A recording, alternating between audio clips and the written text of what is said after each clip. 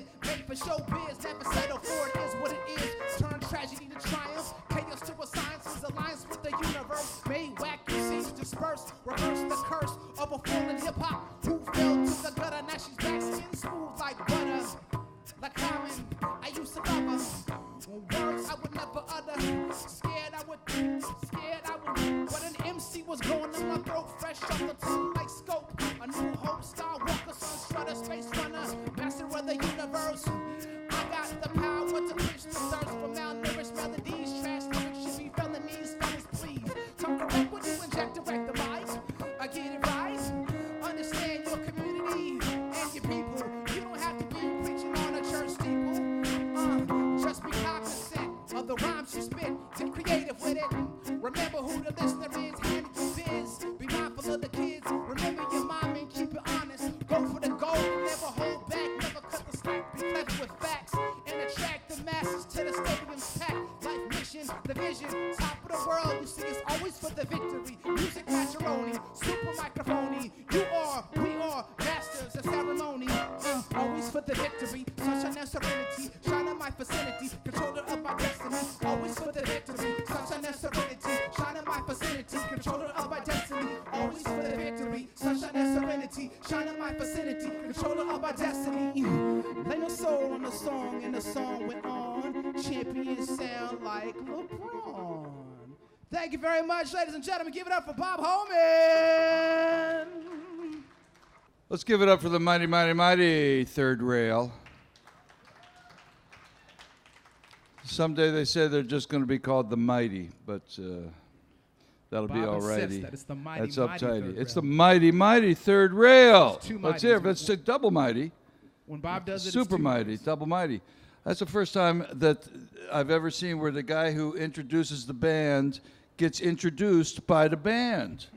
And that's the kind of night it's going to be. I'd just like to point out to everybody that where you are is between two buildings. How about that, huh? Let's hear it for the Air Shaft concert tonight. Yeah. Now, especially good is the way the audience is set up to look at the wall where the band is over here. Let's hear it for poetry and music blended together. Hey, am I loud enough or what? You know, I guess it's just because I was out at the POEMobile. Did you all get to see the POEMobile out here? Could we have a nice round of enthusiastic enthusiasm for the POEMobile? Hey, Vlad, just because you're getting paid doesn't mean you can't give us a little enthusiastic enthusiasm, man. Ah, there goes my sound. Okay. That's right, you're here, and the poetry is on the streets, covering up the 1988 FedEx Chevy step van, been tricked out totally poetry. Yuppie got a puppy and the baby got a pamper, doing the 500 in a Winnebago camper. Thank you. We just keep it coming. And this is the Studio Museum on this side. Okay, so all you people leaning against the wall, let's thank it for the Studio Museum who are giving you something to lean on. Here. Beautiful. We want to thank the Studio Museum for providing the space and the consciousness. That's the way I like to fill up space, with consciousness, yeah. And and then how about thanking the Penn World Voices International Literature Festival. Wow. And of course, the police who are helping protect our freedom of speech out front, because, you know, the question is whether Charlie Hebdo, the French satirical magazine, is deserving of an award for being heroically providing an anti-censorship place, or, as some people say, that they should be protected but not celebrated because what the drawings are, the satirical drawings, is hate speech, according to them.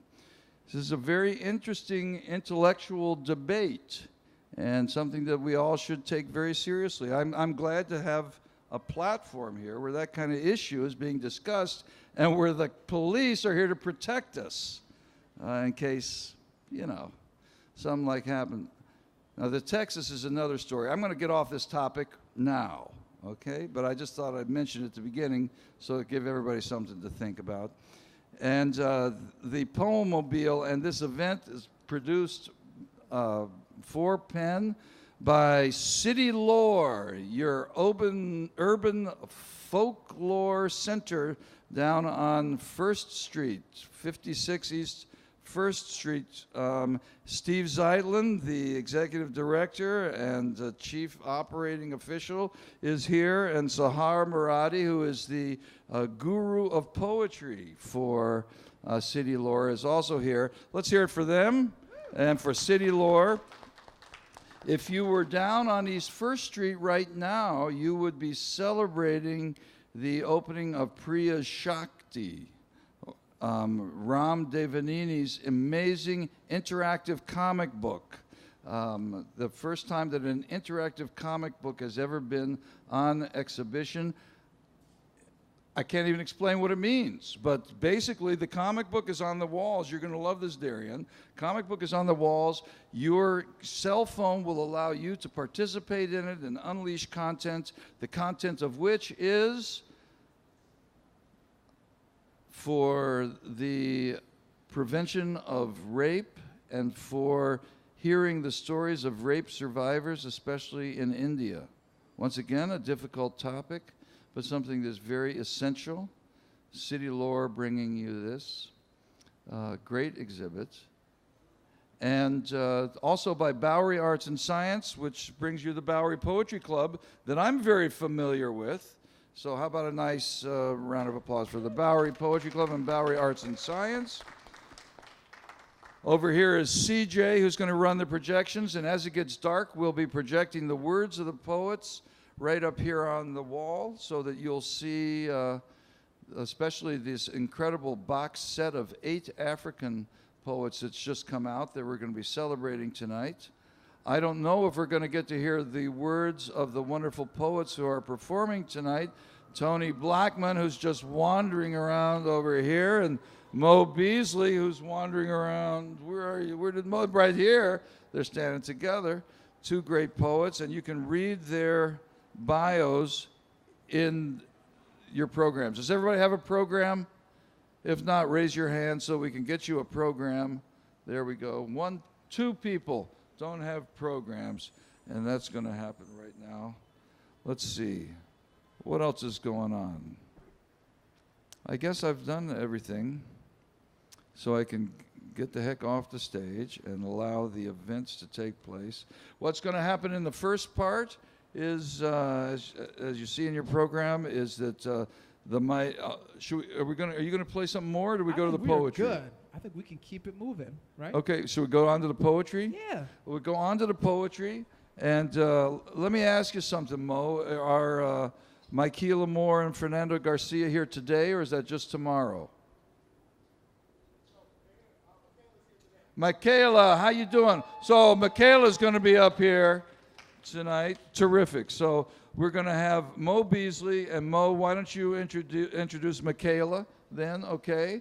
And Toni Blackman is going to follow that, and Toni's having a huge role of success that you can read about here in your program. You probably won't have time to do that because your ears are going to be infiltrated with the luscious sound of words whose meanings just don't quit as poetry takes up residence in your left ventricle, turning it into a co-op of your own doing. That's right, poetry. It goes in one ear and stays there. That's right. Okay. So let's start off with the man of the moment, the guy who brought Brown Burlesque over to the Bowery Poetry Club, followed by the woman who brought Freestyle Fridays to the Bowery Poetry Club. Tonight, it's Mo Beasley, Toni Blackman, and poetry between the buildings.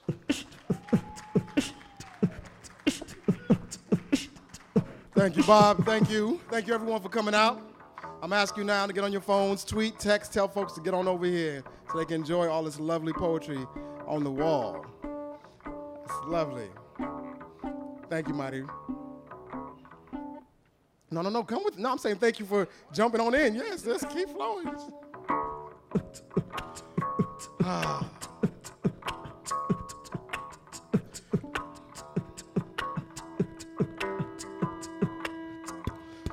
We live in a world of illusion, a land of lies.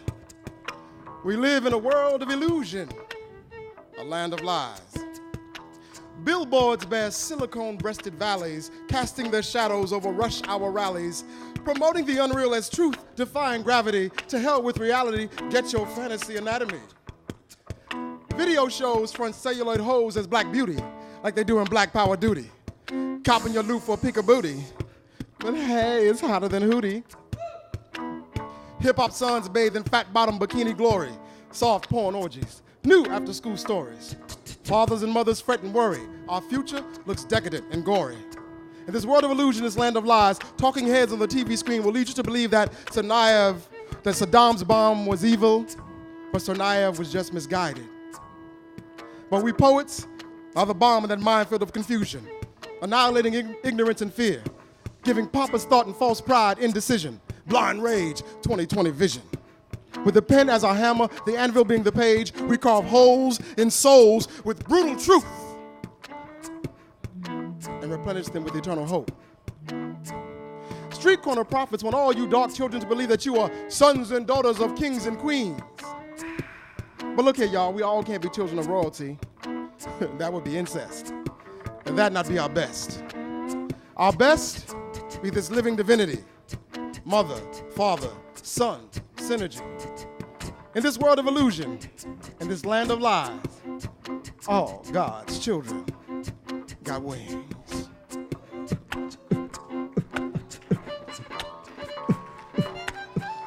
Thank you. Thank you, Mighty Third Rail. Thank you. So all God's children got wings. And so a perfect way to introduce the next poet coming up. She is a star on the rise in her own right, already a published author. I met her in Coney Island in my new day job where I get to use poetry to teach students how to recover from Hurricane Sandy and how to chart their future, their whole future. Thank you. The program is called Youth Stand, out of Brooklyn Community Services, a 150-year-old social service agency. This young poet wrote poetry and was after having to carry her whole life up and down 15 flights of stairs in a suitcase for like 2 weeks straight to continue going to school, to continue living her life, to survive, to thrive. So please welcome from Coney Island, from Youth Stand, Mykela Moore. Like Mo said, I did work with him at Youth Stand, and it was the whole thing of Hurricane Sandy recovery. If you guys want to play with me, you most definitely can. That's what we're here for. So my poem is called Tear Me Down. Okay. We never thought it was that effective until we stayed. You watched the water rush down your block, you closed your eyes and prayed that even though Sandy can wipe away everything you own, your papers, clothes, pictures, and secrets would be shown in that water, it would never tear you down. From Coney Island or Rockaway Beach, from my building to yours right across the street, the water came and it rose above the concrete to make you feel fear and defeat. This water tried to take away your property, but this water shouldn't take away your pride and dignity. This water took all the materialistic things, but this water shouldn't take away your whole being. But I want to give you a bow because I see how you love now. Whether it's towards your family or friends, you never let Superstorm Sandy bring you to a complete end. So look back at Sandy, not how destroyed, but built your town. And shout out, you didn't tear me down. Thank you.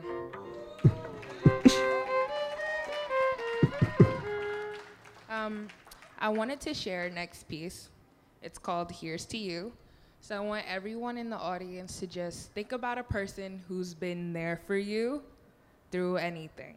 When you messed up and you fell down a whole couple times and you got back up because of them. So when I say this, I would like you guys to think about them. Here's to you. Here's to you for never giving up on yourself, for always letting that frown turn upside down. Here's to you for never shedding a tear when things got rough, for never breaking down. But here's to you for never giving up on me. You always loved me when I didn't want to love anymore. Here's to you for always keeping me together, never letting me fall apart. Honestly, here's to you, 'cause you've been there for me when no one else was. And I can never pay you back for everything you did. So as I raise my drink and give my love, I'll say, here's to you. Thank you.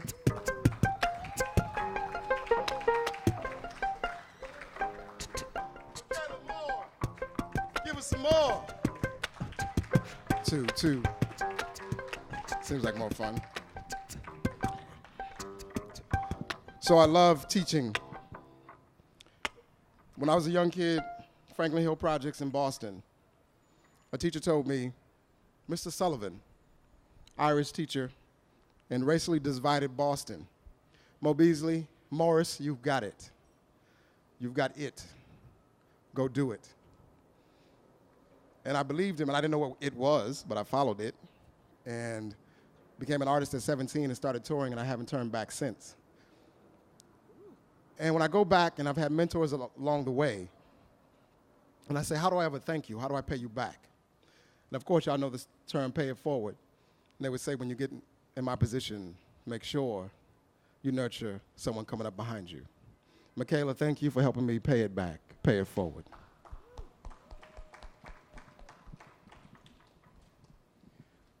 Amazing grace, how sweet the sound that saved a wretch like me. I once was lost, but now I'm found. Ever heard the words, the lyrics? This is interactive, y'all can holler back.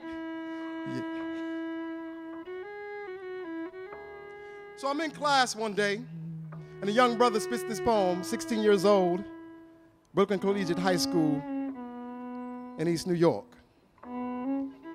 And he's alluding to all these great lyrics from this classic hymn, Amazing Grace.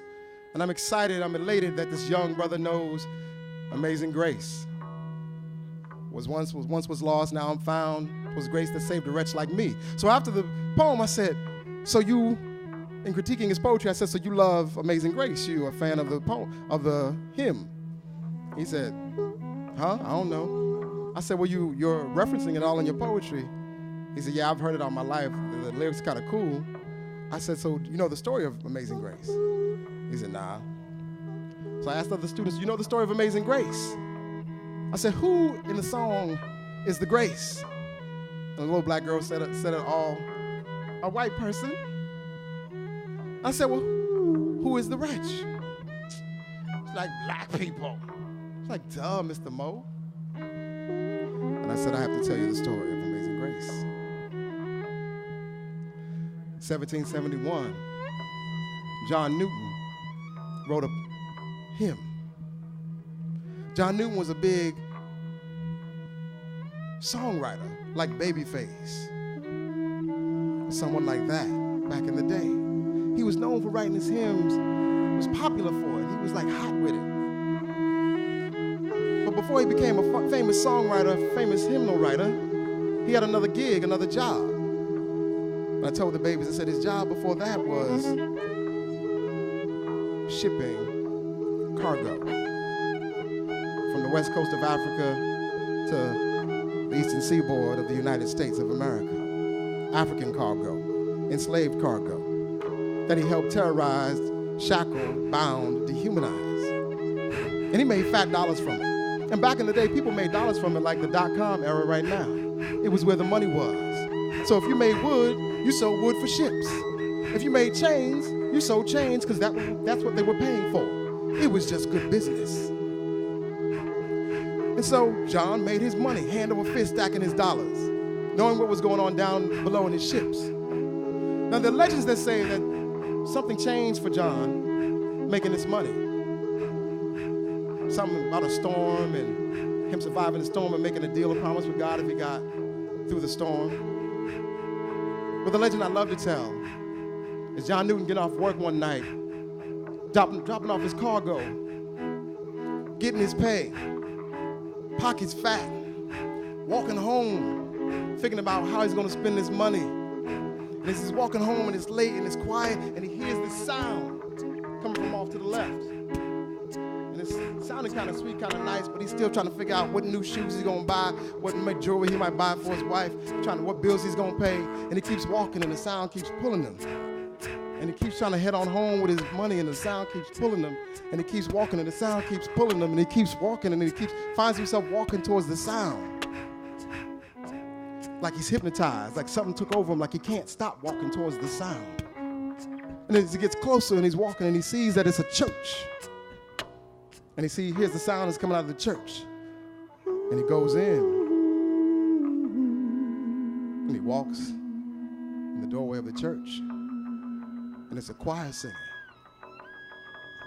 making this amazing sound that was going through all his bones and his soul, cutting at him. And he was astonished not just by the sound, but who was making the sound, because there were Africans singing in that church, making this amazing sound. And he thought, how could they make such a sound with all that I know that has been done? And I helped get done to them. How could they make that sound? Before he knew it, the tears were flowing down his face. He was shaking and he was walking closer to the sound and it was pulling him in. It was drawing him in like this quicksand. And he got towards the middle of the church, in the middle aisle, and he fell to his knees, full of tears, begging for forgiveness for what he had done to folks like this, saying that I would never do it again. This amazing sound, this amazing grace. How wretched am I? How wretched have I been to try in silence to quell a sound like this grace? And he begged God for forgiveness and he promised to give up his gig, and if he would, and he'd follow this call. And he kept writing the songs for the divine, spreading the grace, trying to heal the wretch, trying to heal the wretched. So I told the students this story and I said, so now who is the grace? And it still was hard for them to say. Black people? And I said, your people. I said, it's in your blood. That grace is your DNA. It is flowing through your bones and your soul and your blood. If there were a mad scientist who wanted to steal the grace, he would have to get a syringe and try and plunge it into your bones, into your marrow, into your DNA to get it, to extract the grace. And maybe try to sell that grace. But you, children, don't have to do all that. The grace is right there. The grace is in the mirror. But if you think you're the wretch, if you think you're ratchet, you're going to be ratchet. You're going to be wretched. But you can't be wretched no more. You can't be a wretch because I've now told you who you are. You are a child of grace. When you wake up in the morning, you look in the mirror, you brush your teeth and the cold out your eyes, know that you are looking at grace. And even if you feel wretched that day, remember I am a child of grace. Access the grace. Be the grace. Save the wretch. It's your call. It's our demand from our ancestors, from the folks that came before us, to save the wretch with your grace that can transform the pain into such a sound. That's your legacy. That's your inheritance that no one else can claim. You are the grace that will save the wretch. Even in the days when you're at your lowest and you feel wretched, call on your grace. Be the grace. Be the grace.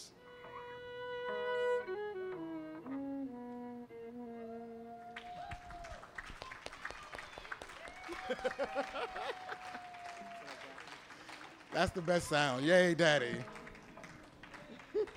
That's my grace. Oh. Someone take us out. And this one is for the artist here, for all these wild children. It's a poem I wrote with my friend Maritri, songwriter. You may have heard of her, Soul Folk Experience, about artists, because we're not normal. We're not normal. We're not normal. We're not normal. freaks, genius, weirdos, free spirits, flakes, strange, wild, crazy. All the things I've heard people call me ever since I decided to follow this call, to use these gifts given to me by the divine, by those that when I came before I got here, that I got before I got here. I'm not normal. On the yard at Howard University, Toni Blackman and friends like us would hang out on the yard and spit poetry and dance and sing and holler. And the rest of the regular folks, the normal folks, which would laugh and giggle at us, but they wouldn't leave, because we're not normal. We're not normal. It would be easy to clock at 9 to 5. Identical day journeys into monotonous nights. IRA, 401k, mutually funded practical plans, keeping you safe, secure, covered, hollow, and bored. It would be easy to follow old, true, tried, and repetitive and respected angles. But we're not normal. Picket fences look like bars to us if these words can't breathe. This is the deal we made with our maker before we got here, before our spirit chose this flesh. And the only thing we had to do before we get back is to use it to our fullest. Only debt we would have if we got back and we were just normal. If we were just what our parents told us we're supposed to be. If we were safe, if we did the right thing, the wise thing, the safe thing, the secure thing. And we would be unhappy. We would be choked. We would be stifled. We would be normal. We're not normal. Sing it with me. Normal. I can't sing, so you can't sing it with me. We're not normal. We're not normal. I sing it like call and response. We're not. We're not. We're not. We are not. I'm not. He's not. She's not. No. They ain't. No. We're not normal. We're not normal. I'm the wild, wicked, blight, blinding, prodigal son. And I'm anything but normal. And I love it. Raise your hand if you ain't normal. All the freaks, all the geeks, all the wild children, raise your hands. Yes. Thank y'all. Lovely being up here. I'll be back again to read from the greats. Thank you, Mighty Third Rail. Thank you, Bob. Thank you, Penn.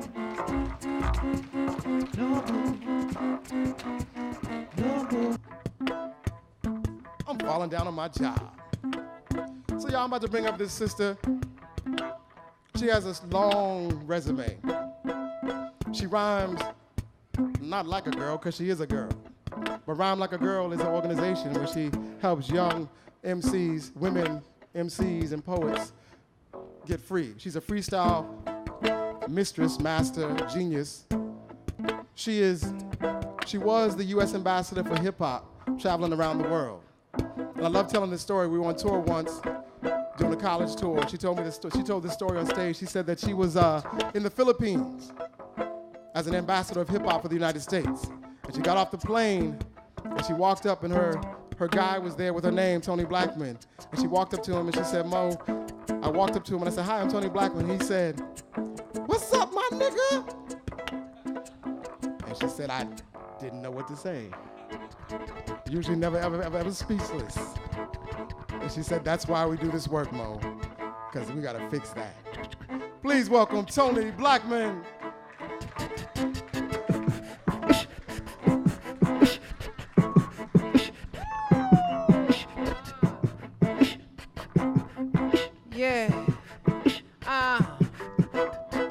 Check the poetry as I begin to spit. Say the name is Toni Blackman, and I won't quit. Nah, I said I rap sometimes.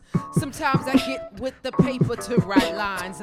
Sometimes I let the styles come free, straight from my heart. Channel ancestors, and I never part from the beat or the groove. I let the words move, and so when I grab the mic, it starts to soothe me.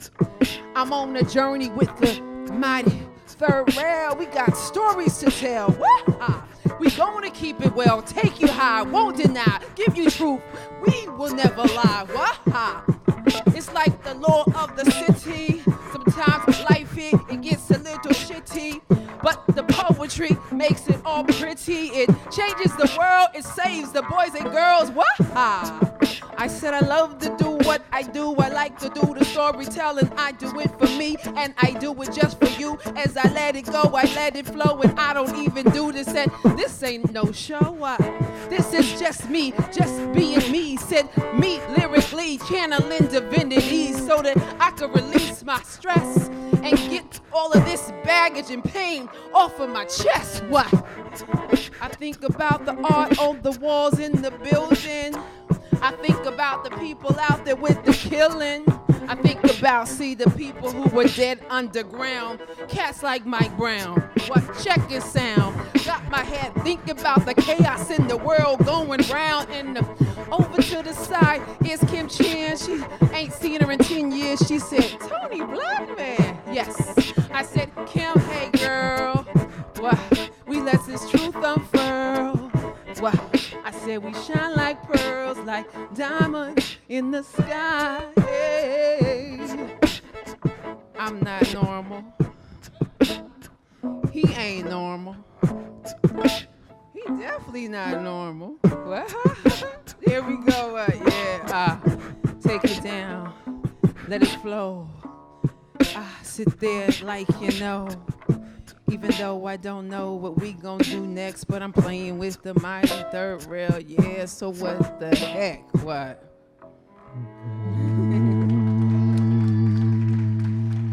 And y'all put a hand together for these incredible musicians, Curtis, Darian, and Noah, who I called Fred. I don't know why I thought his name was Fred. He just looks like a bass Fred. player with that hat. And I was like, I think like they a Fred. said his name was Fred. He's like, no, I'm Noah. I'm absolutely unfocused. I'm going to admit that. So if I seem a little quirky, I'm just tired. I've been so excited about my art. I just haven't been able to sleep in 3 days. And I'm like a sleeper. I'm an 8-hour woman. I love rest, but I haven't rested. So that's my disclaimer. Okay, Karma? That's one of my artist friends over there, Karma. She's a wonderful vocalist, actress, and writer. Okay, here we go. I wanted to share, Steve asked me if I had some material. I have material for Africa, but I've been in the midst of decluttering my home. I don't exactly know where it is. And I have some songs, but I don't know them by heart yet.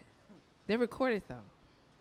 I was in Senegal in December and January, and doing the hip-hop ambassador work. The story Mo told has happened in about 4 countries. So, and it's a very common occurrence where you have to have dialogue, and you have to provide some sort of critical analysis, and you have to prepare yourself how to walk these young artists through the conversation that they've never had with anyone about language, the power of language, the history of words. And I know some of the artists I travel with, sometimes they get offended and they lose patience, and I have to explain to them, my peers, I'm like, all they got is this TV and the videos that are coming out of your country, you know, and they've got these CDs, and you walk through the mall, and the non-clean, unedited versions are blasting. And then English is their 3rd or 4th language anyway. And so there's that space. So it just is, there's a lot of patience, a lot of tolerance, a lot of compassion, a lot of teaching that comes with being a hip-hop educator. So I wanted to do one of the poems. I had this little publishing experience with a big publisher. It was an experience. So there's some other writers in the group, right? So you know what I mean when I say it's an experience. Okay, so I won't badmouth them. So this poem is called Let Me Do That. You ready? Okay. The man from Portugal said he wanted to twist my hair for me. And I'm sitting with oil and comb. He's standing just so with his hands in my hair. Us talking like old friends. He sings a song from Mozambique. I listen. He beatboxes. I rhyme. He places his lips upon my neck. I move away. I thought you wanted to twist my hair. It is you I want. You may twist my hair. I sit again as he stands just so with comb in hand. He is speaking of his home, Mozambique, his music, his first loves. He tells me one must not be so practical with matters of the heart, that I discuss relations as if they were a business matter. I listen. His hands moving from my hair to my neck as he hums Bob Marley. He says he enjoys afros and brown skin, while massaging my shoulders, begging me not to leave. I say I must. He says I tease. I say, I know. I thought you wanted to twist my hair. It is you I want.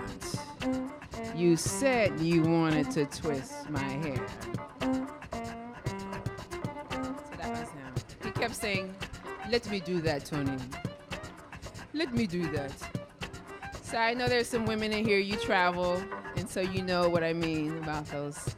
God bless them. That's your gender, Bob. God bless them all.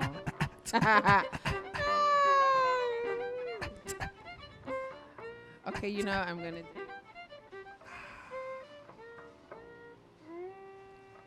I've been working on this new piece.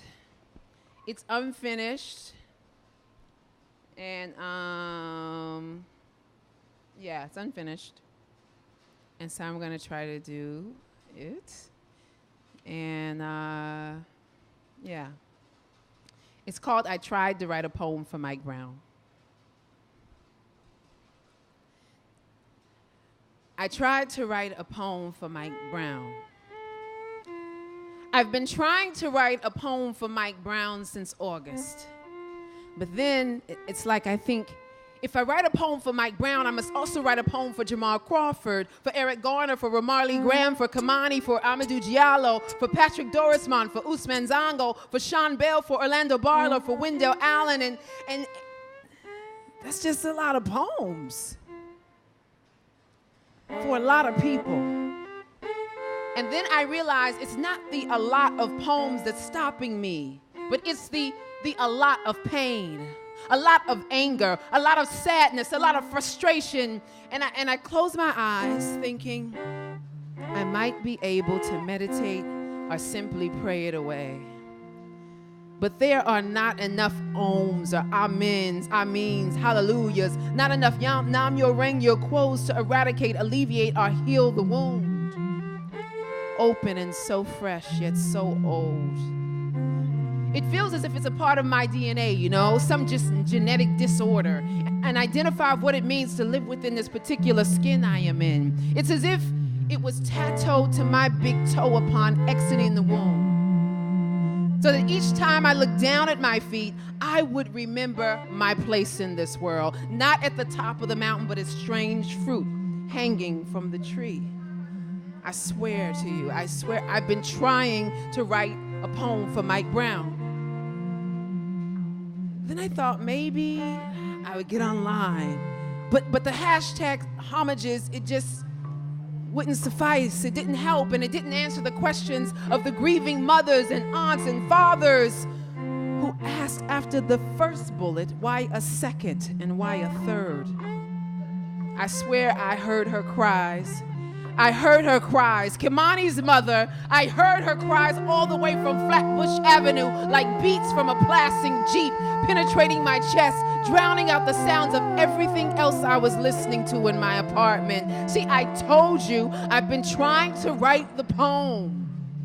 It starts in St. Louis with the killing of an unarmed 17-year-old boy, shot 10 times, and then I hear the sound of 11 rounds circling my head like hungry crows in Brooklyn. Kimani, his name was Kimani.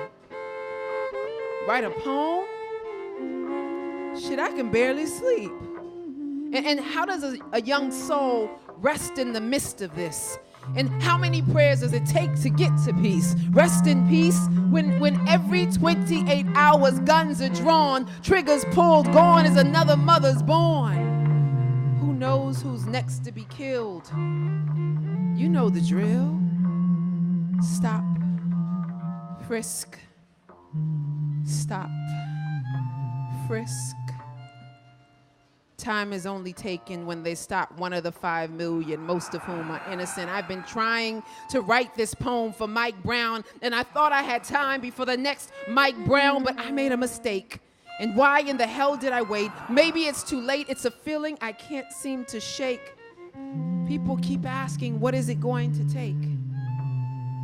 There's no reasoning with the unreasonable, especially when it's open season for the killing of melanin-rich beings.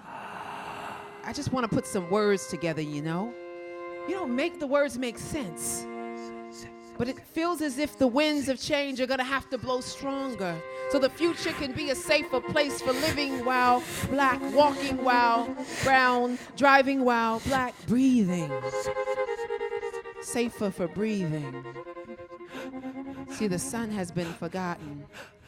These babies, both young and old, someone's child, even once grown, are being marked by the moon in a place where the North Star is blocked by clouds and seems too far away.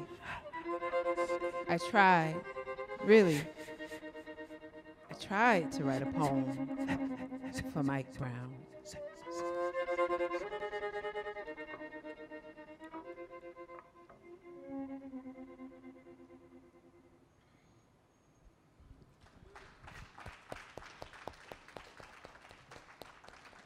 So I'm still working on the poem. I don't like it. I know if I show it to my mentor, I'm not supposed to say that on the mic. I tell my students that all the time. Okay, scratch that. I just fussed at my students. I just did that. I can't believe I did that.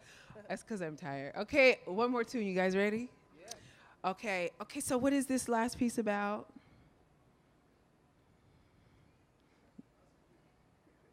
I know they just look at you, the people.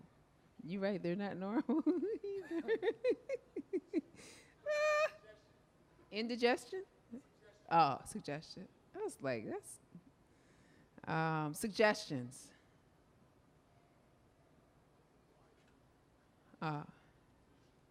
Teaching? Okay, teaching and what else?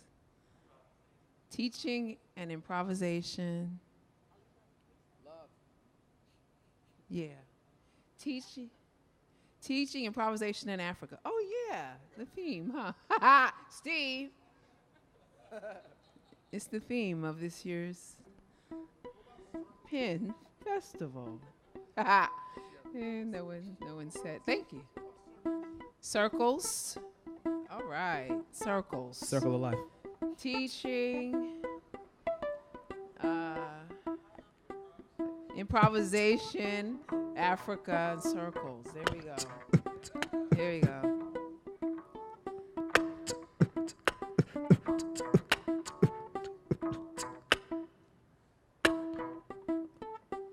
I'm trying to play the beat.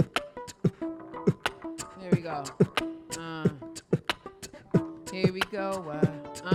Yeah. Yes. Teaching. Yeah.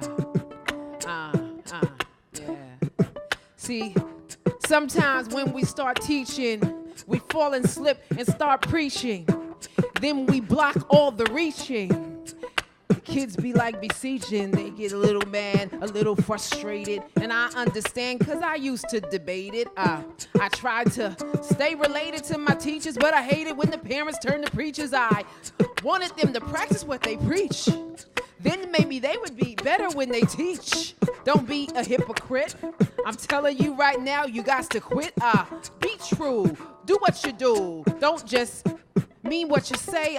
Say what you mean and keep it true. Yes, I'm going in circles, but that's okay, cause we having a cipher up here today. 360 be the degrees as I sit here spitting poetries. As I improvise for you, you and you, as we freestyle and do what we do. No one better to do it with than the band that comes with it. The mighty third rail with Curtis and Noah. Trying to rhyme with Darian. I don't know. Librarian. Yes, he be like the beatbox librarian, kicking beats. So to make the cipher sweet, we do this in Africa all the time in the motherland. I said that's my favorite land. When I go there, man, I get so open. It's like I get my toes in the sand when I'm in Senegal. When I'm up in Dakar, I lay on the beach and I stare at the stars. I see my people. They said, Toni Blackman, be equal. They said, Nangada. How do you do? I said, woo. Magnifique. How about you? And we sing together. I eat lots of treble gin, and I love the beautiful weather. And the mangoes over there, these ones that make you pull out your hair up in NYC. For one mango, they charge in $2.50. But that's the topic of Harlem, man, living in the city. How I start talking about the justice of the food. Sometimes I feel like the corporate, they so rude. I mean, we all gotta eat. And we all got air that we gotta breathe. Now they want to privatize the water. Don't they understand that they just slaughtering the people, trying to treat us like pigs? Steve Zeitlin, how we gonna live? The earth is quaking in Michigan, in California, across the land. Don't that feel strange to you? Chemtrails do too, But that's not the topic that I'm dropping. I'm talking about Africa where it be high end. Should have been the SA in Botswana, in Swaziland, and places by the bay. Been to Cote d'Ivoire, and the Congo, where I'm going back in July so that I could flow, Nigeria, they ain't seen me yet, but I know that they waiting, nervous so they can sweat. Cause they want to see Toni Blackman. I put it out into the universe for the law of attraction. I'll send you a postcard. Getting there won't be too hard. No, maybe the band might fly with me. Get some free flights on Delta so we can see where Kim Chan at. Can she write the grand band? Get us a check so we can just take the whole band, man. Huh, Steve? Zeitler. Okay, so I said I was tired. I told you in the beginning. I hope I stayed on topic enough so you could understand that we be winning. Demonstrating where I'm from. Improvisation be kinda African. Especially when I let the freestyles flow. The little one here with the shoulder roll. I said she giving me the energy. Third eye and she could see clearly. The moon, the sun is starting to set. Are we done yet? No, not yet. No, yeah, we are done. Okay. Okay, Mr. Holman, are you ready? My name is Toni Blackman. We're going to thank Mo Beasley and Mykela and Noah and Darian and Curtis and the Mighty Third Rail. And we're going to keep this program flowing. Bob Holman, this is one of my arts mentors when I first came to New York City. He and Steve really affirmed my life's work and my life purpose. So it's always good to see them. He's special. Toni Blackman. Whoa! Bestest of the bestest, you know. And but I think the Mighty is doing all right too. You guys have been rehearsing. It's wild because just 1 week ago, I was with the mighty, mighty Third Rail on 125th Street in Harlem. Apollo. But we, of course, were across the street at the Apollo then. World you renowned. know? So, we're in. Hey, CJ, are we ready to broadcast? Groovy. Okay. So, we're now moving on to part 2. I hope you all enjoyed your intermission, which basically means that if you want to take an intermission, just do it whenever you want to. We're not the kind of censorious dictatorials who say, we will now have an intermission. We just say, just take the intermission whenever you want to take your intermission. You know, we're just going to go on to part 2, which is to celebrate this marvelous new publication, The Boxed Set. New Generation, 8 African Poets, a chapbook box set. This is so beautiful, from Akashic Press, and brought to you by Kwame Dawes and Chris Abani, 2 sensational poets themselves. A way to know the new poets of Africa. I happen to have the one from last year too, but this is, last year it had 7, this year 8, and it's just an extraordinary idea. And with Penn's conference this year being about Africa, it just seems like maybe it's time. Maybe it's time to start learning that Africa is not a country, but a continent, you know? Maybe it's time to start learning that there are 900 different languages in Africa, and each one of them has a different poetry tradition. Maybe it's time to start learning that the griots of West Africa, the Jelia, are the origins of hip-hop, the current iteration of African-American oral tradition. Maybe it's time to stop off at the Public Theater and see Toast by Lemon Anderson, which opened 2 days ago and has as its centerpiece the oral tradition of American blacks that includes Shine, Who Swam On, and the Signifying Monkey, and Stagger Lee, and and Dolomite himself. So get yourself over to the Public Theater. Get yourself a copy of the 8 New Generation African Poets.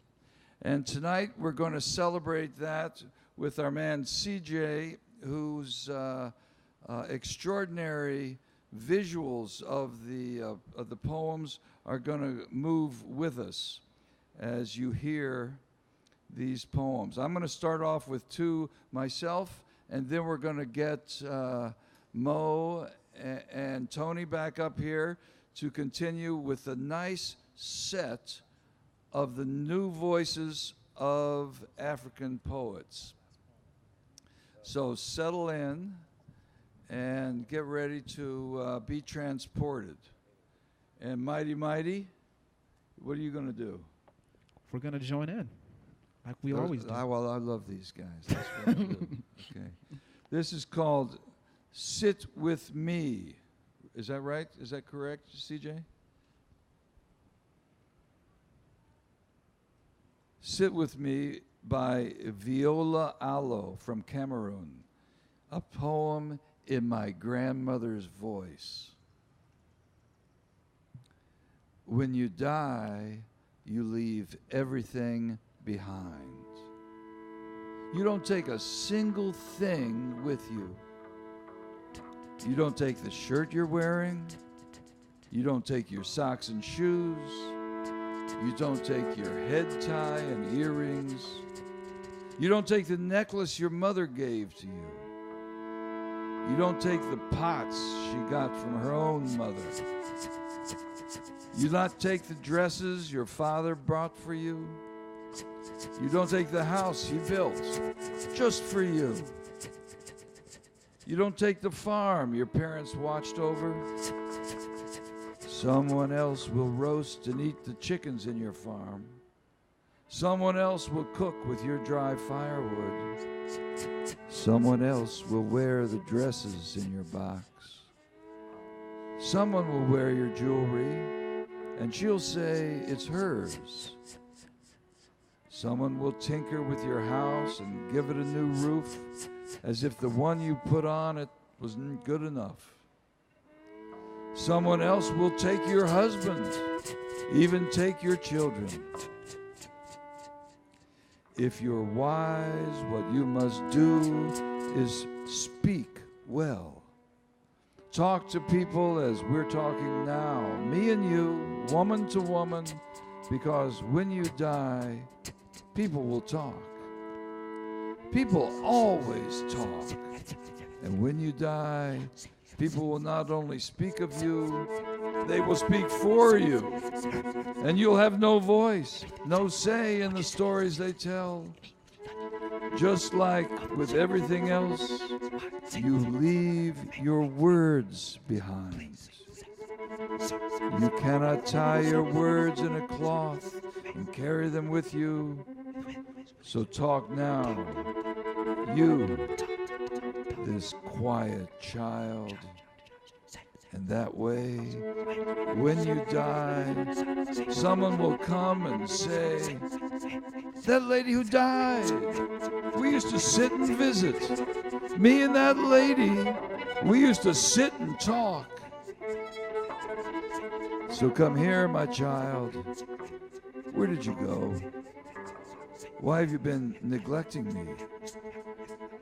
Come, hold my hand. Let us sit and talk. Sit With Me by Viola Alo. And now by Peter Akinlabi of Nigeria, A Brief History of My Stutter. I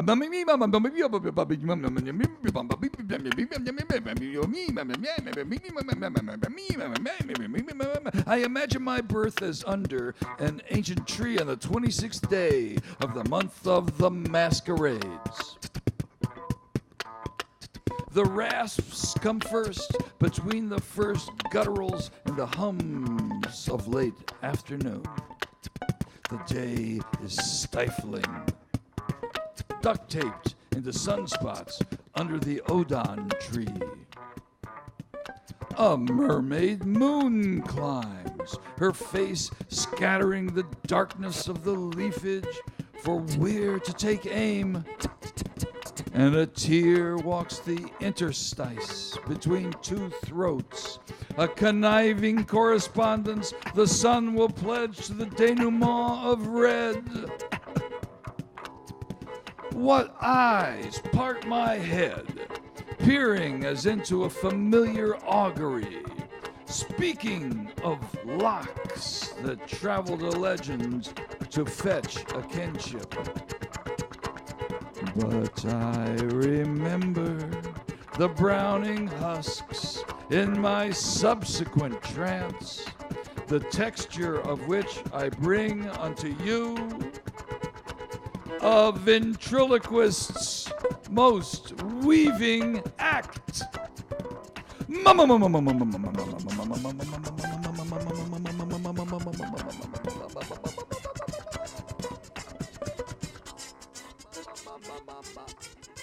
A Brief History of My Stutter by Peter Akinlabi. Let's bring up Mo Beasley and Toni Blackman as we proceed into the new generation of African poets, along with the mighty, mighty, mighty, mighty, mighty third rail. So we have these poems, tribute poems, in honor of these poets who, they're not here. Right. But they're a part of this beautiful anthology in this collection. So I'm going to read a poem. Mo, you're going to read one, and then what? And then I think we'll bring Bob back up after that. Or you do another poem. And actually, I'm going to ask while we're here, Mykela's mama is on her way, so she didn't see her baby do her poetry earlier.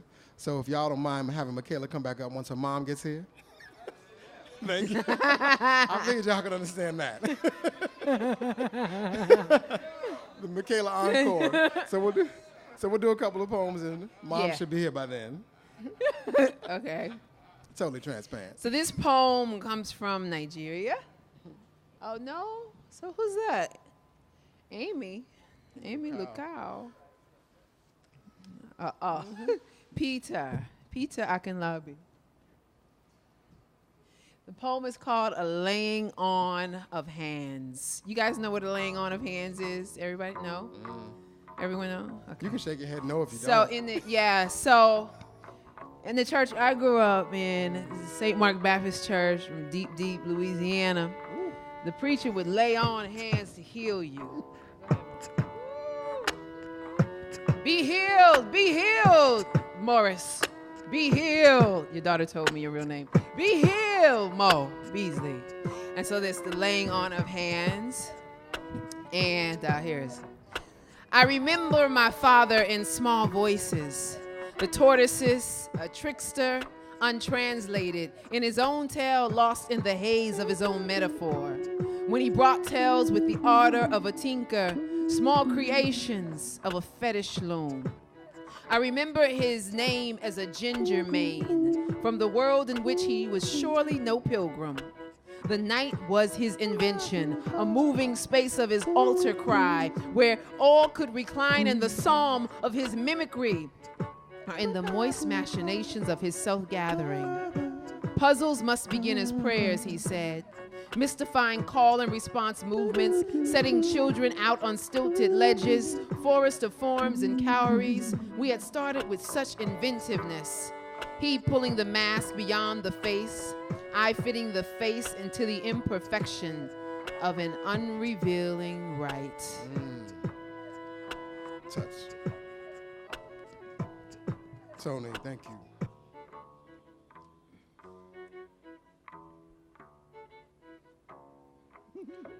Next up is a poem entitled Private School by Inua Ilams from Nigeria.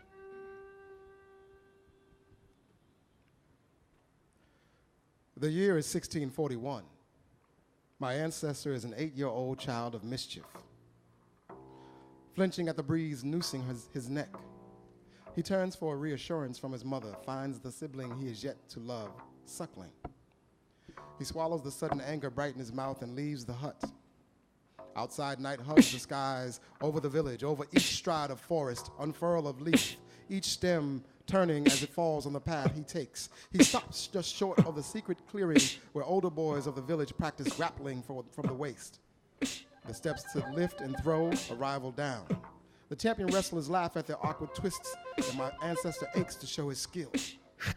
Weeks ago, when his father explained strange boats longer and wider than trees had docked just beyond the valley, and he and a fist of brave men would journey to see who had come, he promised to keep from fighting, obey his mother. Months after, when the moon-colored men come, my ancestor, who is dragged up the hill to hide with the wives and children, watches the wrestlers try against a rain of gunfire and swords and screams as their bodies fall to chains. In the heaving darkness of a club centuries later, I watch the silent island men sway to reggae, their eyes shut tight as if recalling private lessons. They twist with the grace of deep water and waves. They move with a sorrow only oceans know. They move with a sorrow only oceans know. They move. So this next piece is a short piece from Ghana, and we didn't get to rehearse the pronunciation of names. And so I'm a stickler for that on most days, but like I said, I was tired. I keep going back to that, right? And so I didn't think of it until like 5 minutes before we were coming on. But I think the names are posted here. Janet Kofi Sekpo, I'm not sure. I do believe Ghana is one of my homes. When I went to Senegal, all the men in my family, they look Senegalese. And when I went to Ghana, all the women look like they're from Ghana. So I felt like and I've been to 15 different countries, but I really felt I saw my people. It's like, yay. And one of the things I loved about Ghana was the authentic conversation at University of Cape Coast about the slave trade and the enslavement of African people. And there was a very profound conversation with a group of professors after they grilled me as if I was writing a dissertation. I guess it's their tradition. They were really nice at dinner, though. But they went hard on me about this hip hop thing. And but they talked really frankly about the pain of the people there, about this history of slavery and the guilt and the shame and the conversations that they've had with other folks from here and scholars. And so it was something unexpected insight that I got in terms of there were people who apologized on behalf of the ancestors. And I'm like, okay, my ancestors received it, you know. But it's always interesting when I read poetry from Ghana, especially from younger poets. But this one is called Coast. Had we not taken the slow middle path, stretching inland from the broken neck of the archipelago, the shape of a fish on a hook, one eye brimming with betrayal. Had we traveled to that province, cut out like a stolen wing, egg blue on the map, where some trade freely and others are cattle, and had taken the road to Salt Pond or Winneba, from the Keta Lagoon, we might have rolled like gold coins on the thin lip of the shore. Instead, we sailed back across the lines, the sore red lines of our would-be captors.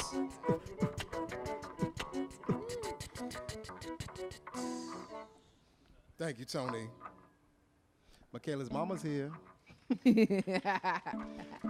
Before I go into the next poem, please welcome Mykela Moore back to the mic, y'all.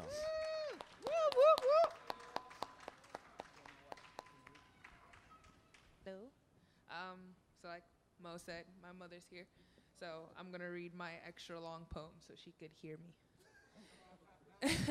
And that's my #1 supporter right there. Love you, Mom. Okay, so my next poem is called Grown Ups. So I wrote this poem because I'm only 14, so none of you can take offense. Okay. We grew up thinking that you can never have sex before marriage, that everyone falls in love with the right person and nothing should go wrong. We grew up thinking that you don't even look at a bottle of alcohol until we are of age, that doing illegal things would never be any of our intentions, make our parents happy and they would never disappoint us. We go to school, get an education, and be successful. But then we grew up. Sex before marriage is something you never hear. Having your virginity is still something rare. We fall in love with everyone who shows us a little bit of attention just knowing that someone is there. We drink any bottle of Hennessy that we see because we get depressed and you feel lonely. We smoke blunts and get high because it's fun and cool, or just to get our mind off things. We curse and scream at our parents and disobey their rules. Then we ditch school and never pay attention. We fail our quizzes and tests, but you rather skip college but stay in detention. So we grew up, not the wrong way, just seeing that everything isn't true, and now we're grown up. Thank you.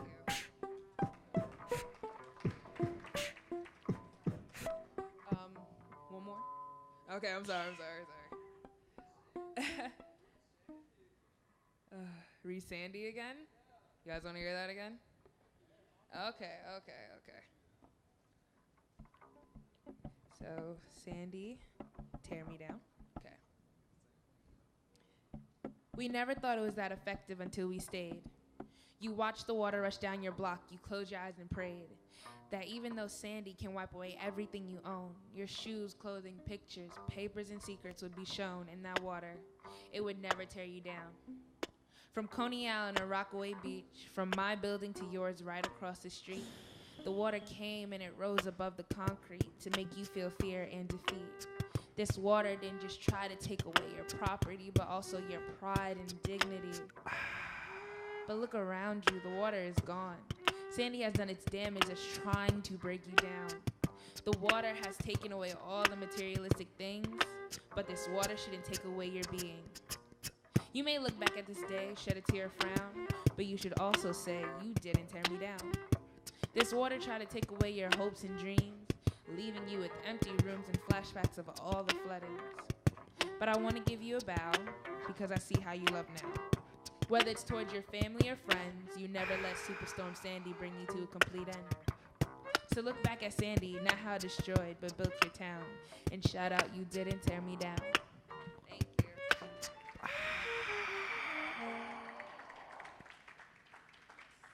Mykela Moore, y'all. Woo! And Mom, because you know the babies never do it without him. That's right. Where'd Toni? Ooh. Welcome Toni Blackman back to the mic. Yeah. Yay. The next poem is Father, You'd Be Embarrassed by Amy M. Lucao, daughter of Angolan parents. And again, if you know the pronunciation better than I, please don't hesitate to holler out and correct. Father, you would be embarrassed. The slave is still shackled beneath the tempest of time. Enlightenment, your ally, friend, has been abandoned, lynched.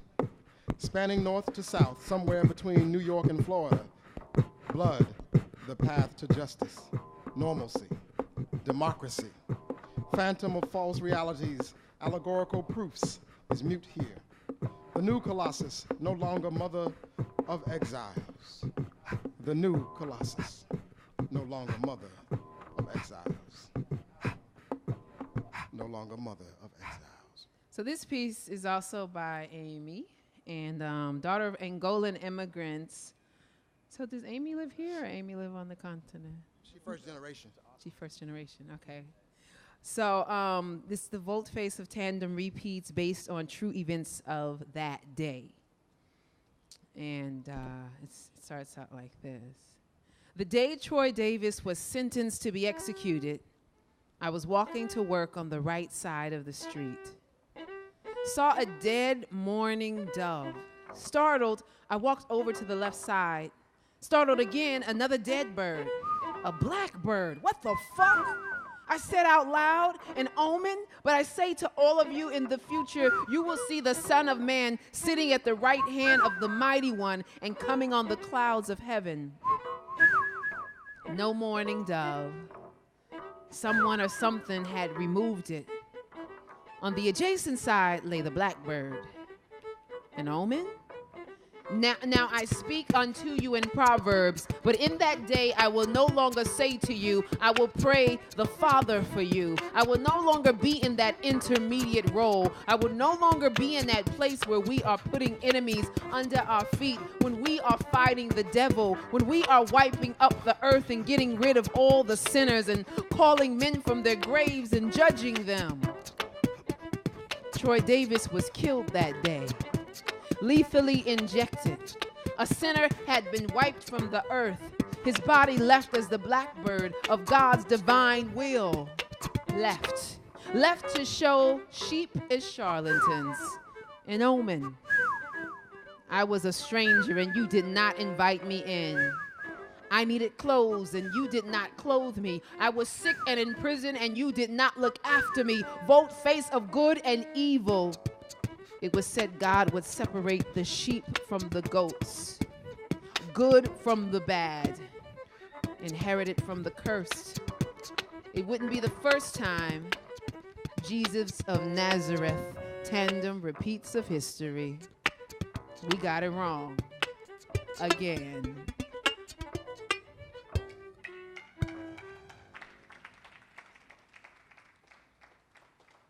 We got it wrong again. This poem is entitled 06 by Salieu Suso from Ethiopia.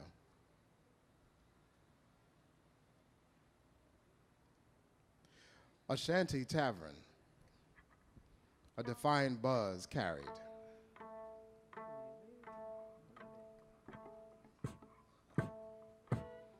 A defiant buzz carried to dim street, cleared of riot.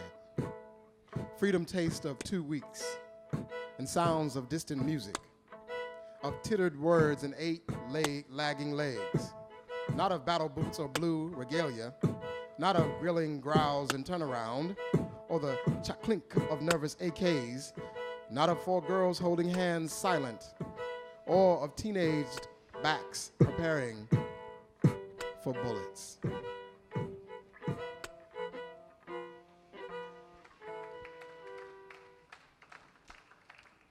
This piece is Black Girl. I guess they assigned this to me because I'm a girl. I don't know. But the poet is from South Africa, and the poet's name is Vuyelwa Maluleka. I should have called my friend to practice this one. I love the languages. That's a pretty name. But I'll stay focused on the poem. Black Girl. Black girl, loan me your lonely. Don't bother washing it or giving it a pretty press. Let me have it at its worst, and I will keep it for you. So there are more hands to share it. I will show you joy you don't have to lie under or break your soul on to keep. So hand that lonely over. I will keep it in a book. It doesn't make you sexy or mysterious, honey. All I can see is sad. And don't tell me you ain't got none. I can see it now in the smiles you hold against your sadness. And our mothers have plenty of lonely left over to share. Under the bed, in a photo, in a memory. Lonely is the word you couldn't pronounce when it was your turn to read in a class of 40 enemies. Lonely is a father you've never seen cry, told to stand on the pain and raise his chest and die a little. Be a little man, and big boys don't cry. And though he loves you, he could never publicly hand over his tears, not even to soothe yours. Take your lonely between your hands. Find an ocean. Learn to swim. Find the ground of that ocean and dig lonely a hole and bury it. You are brave. That is what you've always been. But you've never believed it until a man said it was true. You're going to have to learn that you don't need a man. Ooh, this poet is something else.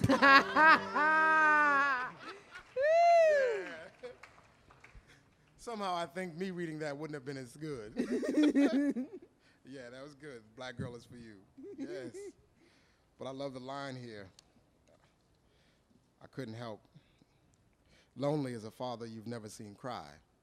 Mm-hmm. Yeah. It's Right. yeah, we memorialized a mommy who passed five years ago, like 2 weeks ago, and I made a video slideshow with some music, and I played it for the baby, and I lost it. And I realized she looked at me, and she was like, "I've never seen Daddy cry." Like it was all on her face, like, "Daddy cries?" And I was like, "Wow, okay. I guess a lesson learned early." And so, I get to Inua Ilams again from Nigeria. I guess she and I have a thing. And if it's him, I'm really in trouble. The wire-headed heathen. At first, I imagined monsters, a wire-headed heathen pride of beasts, soundless about their feet, a glowing red about their eyes, a thing reptilian about the spines. They rolled on over the rust-sharp nails spiking the gates of our compound. They came in the small hours of an August dark, hot, thick as sin, pressing a stifling heat down on the zinc roof of our home, a squat fort of double locked doors, shatterproof. French windows and iron bars they bent, back miraculous, easy as breaking bread. Uncle, whose gift it is to speak the obvious, points out the space the TV filled, the missing VCR, vanished stacks of polished vinyl, the high five, also into the thin air, and the bars parted. For a man's size, they came in this way, thieves in the night. Outside, my little sister cries for reasons she can't articulate. Mother sings of loss and betrayal, her pain voice frail by father's side. When she cries louder, mother's tongue flutters, tough as middle fingers thrust against the cathedral of night. A righteous fire after the culprits, Uncle says. Must be area boys, those hunger-scorched, weathered men I'd seen once pressed against the windscreen driving through. Again written. A Jegunle. Men impossibly tired as if the country's weight lay on their shoulders. Atlas-backed black men of cutlass flash quickness, rippling the Lagos underworld, who sip viper venom after a calabash of paraga and throw their heads back, such hard laughter, and moonlight flashing across their throats. Child napping men who target respectable homes, capture kids to teach dark arts of strange agility, and demon-grade strength. Only tough ones survive the grueling rites of passage. Some die. Some die. Uncle says his head hung low, mind raised in hopes. They kidnap just one more. Me Too's Spice Tour is a poem written by a poet from Zimbabwe. Blessing is the poet's name, Musariri. And the poem is literally takes us on a tour of a spice market. Me Too Spice Tour. It's raining. Stop one. Hamid is on the phone. Jackfruit. Tastes like pineapple mixed with banana. Durian is a fruit that tastes like heaven, but smells like hell. Not allowed in many places. Use henna leaves to make the dye. Stop two. Celia's lost a shoe in squelching mud. Soursop, also known as elephant apple, gives hair gel if you soak the seeds. The coconut plantation is owned by the government. There are 3 types of palm. The crooked one was struck by lightning. Stop 3. A lady is bitten by something with wings. To make red dye, take annatto seeds related to the lychee, makes natural lipstick. Cardamom and vanilla need the shade. Papaya wine makes you feel blind for a while with 71% alcohol. Very bad hangover. Stop 4. In single file, we are baking in the sun. Cloves. Cure diarrhea and stomach ache. The neem is very bitter, but better than malaria parasite. Boil bark or leaves and drink tea for 7 days. It cures up to 40 ailments. Last stop. Don't feel so good. Walk too much. Drank too little. Didn't have a hat. But thank you, ladies and gentlemen, for your kind attention. Lunch is served shortly on the bus. It's weird with poems, like you want to comment on the stuff that you know and like start having a conversation. Does that happen to you, Mo? Yes. Okay. Like, oh, I gotta. Well, yeah. Just. So I'm normal. Yes. Yeah, okay. No, you're not. And I would never have you any other way. So we have a couple more poems, and then we're Yeah. And then we're gonna do a duet. finish the poem. Oh, that was supposed to be a surprise. The Book of Puddle by Janet Kofi Sekpo from Ghana. God bless you.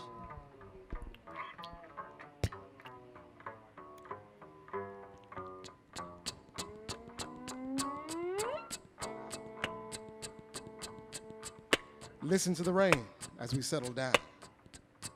Settle down into bed, falling into a puddle on the curb, filling up the night under a lamplight as if we were in marshland or the dark oasis of a desert, as if it were the hidden language of nomads, a whole other language entirely. The rain keeps beating down on the tarmac, the road like a desert splashed with libations.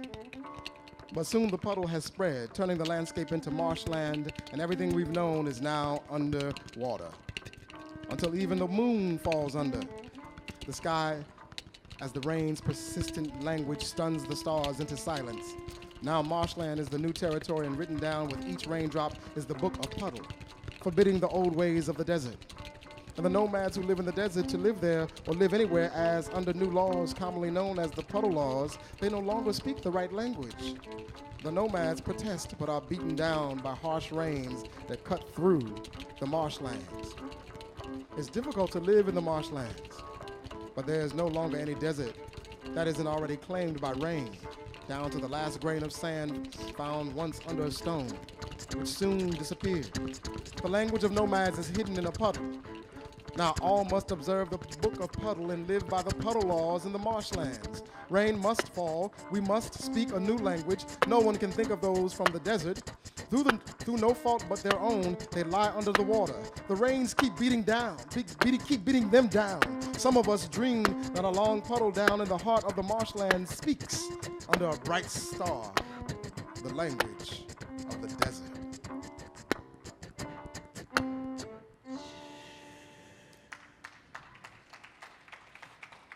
Hair by Salieu, the poet from Ethiopia. I left Africa carrying my skin and my father's thick ringlets. Braids were for children, tousled locks for grown women. 11 and unaware, a black child in a white playground learns new words. Girls flock to touch a tamed head weaved by loving hands, and chemical cravings set in. It's your crown, says my mother, whose gorgeous mane gets wrapped tight. Rolled ready for feverish waves, who convert to straight. What a word.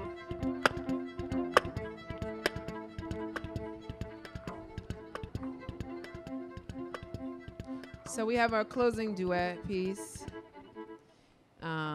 It's a poet from Cameroon, Viola Allo. And it's called Bodies, Flower Beds. And we're dedicating this poem to my daughter, Raina.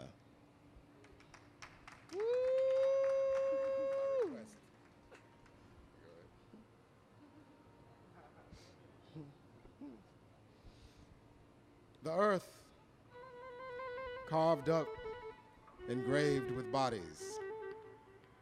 This hollow vision of death, people resting together. Bodies beneath a bed of flowers. We soften death into poems and stories. The art of writing is just a way of wailing for the earth, carved up, sculpted bodies. In Cameroon, hair from the dead is carried, mixed with camwood and kept. The living remember bodies beneath beds of flowers. What we seek through our endless studies sits beyond death, but the path to it is sinking into a carved-up earth paved with bodies. The sharp shovel of silence briefly remedies the ear deaf to the voices of the dead, linking it to slender petaled tongues in a flower bed. A poem or a story is an etching of memories, dignity in the fragile face of loss, soothing the earth, carved up, engraved with bodies. We hum together beside a bed of flowers. Let's do that again. We hum together. A poem. A poem, a story, or a story is an etching of memories. Dignity in the fragile face of loss, soothing the earth, carved up, engraved with bodies. We hum together beside a bed of flowers. Bodies, flower beds. Africa. Africa is the theme for this year's Pin Festival. Bob Holman, will you close it with us? Oh, Darius. Oh, the third. Darian has a piece? Yeah. You have a piece, Darian? Yeah, I can do one.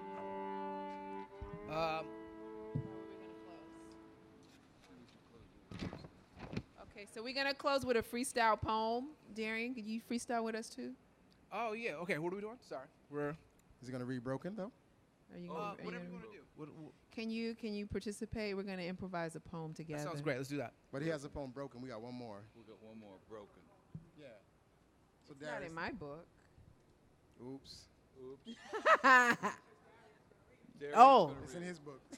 Okay, here we go. Yep. Amy M. Lucal, Broken. Broken but not forgotten. So we're going to do a closing spoken word piece together. Mo Beasley, Bob Holman, Darian, Toni. Noah, are you joining us? No, I'm messing with Noah. Actually, you stay out of this one. Okay. Okay. Okay. Noah Jackson, action on the streets. We who believe. Okay, so we're going to close with talking about the theme All right. and the power of the pen or something. What you want it to be? Yep. And the thank yous. The thank yous. Oh, let's do the thank yous. Yes. Okay. So, what's the first line of the poem? Okay, I'll do the first line. We believe in freedom. We believe in being free. We believe in writing freely, dancing freely, speaking freely. See, we poets, we believe in being free. We who believe. We who believe. We who believe. We who believe. We who believe in freedom. The poem doesn't even want to stop.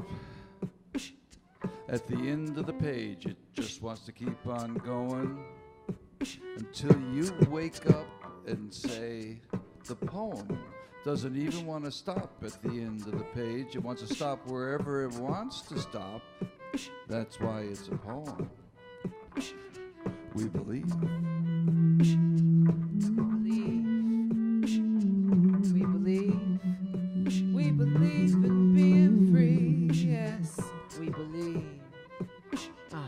We believe. We who believe in freedom cannot rest, for the enemy never sleeps. By any means necessary wasn't originated by Malcolm. He co-opted the edict from the supremacist, and not the hood-wearing, rifle-bearing kind, but the elite, Anglo-Saxon, colonizing mind. We who believe. We believe.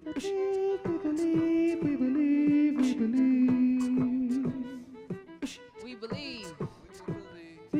We believe in the power of the pen and the power of poetry to change lives, to save lives. We believe that poetry gives life, it gives breath. Poetry is a reason for our existence. Poetry makes the seasons change. Poetry helps people to rearrange their lives and their hearts. Poetry changes minds. We believe. And we believe. We believe in the power of the pen. Oh, pen. Oh, we believe. We believe. It's the power of the pen, festival of international voices, of international literature that lands We believe. in the air, We believe. where we care, We believe. where we share, We believe. 'cause we believe. We believe. We believe in saying thank you. We believe in gratitude. We believe in sharing our love and acknowledging the people that produce art, that present art, that sacrifice their lives and their time and their hearts and their good-earned money. We believe. Who do we need to thank? We'd like to thank City Lore, the organization that brings the city from the outdoors to all open doors, and the director Steve Zeitlin, who's we always believe. righting the believe. wrongs. Yes, Steve Zeitlin in the house. Right City and Lore wrong. Foundation. And of course, all right. And Sahar, where are you? The Sahar poetry from City Lore guru. Foundation. She's the one. There's a libation for your ovation, your inauguration. And April Silver from Mykela Work Songs. Where is Oh, yes, indeed. There she is, Mykela in the house. she? We believe. And Kim Chan Kim Chan from the Penn Organization. Is in the house, yes. She's so organized. Bowery Arts and Science and the Bowery Poetry Club, we would like to thank you for putting the art into the science. Yes. The science is only what you're thinking. Yes. And the art is how you are drinking. We believe. We want to thank the Studio Museum in Harlem here. It's a museum, but it's a studio, so you keep on working. Yes. How about the amazing broadcast of the words by CJ? I could not believe the inventiveness, creativity, and imaginative power that he unleashed on a wall of all places. Thank you, CJ. Thank you. Vlad on sound. Yes. Thank you, Vlad. He made a sound. On the sound as we get down with the mighty third rail. Mighty, mighty, mighty, mighty, mighty, mighty, mighty, mighty third rail. And you can't have a show unless you got the ears to hear, the eyes to disappear. That's right. We believe. Let's thank the audience here in the house.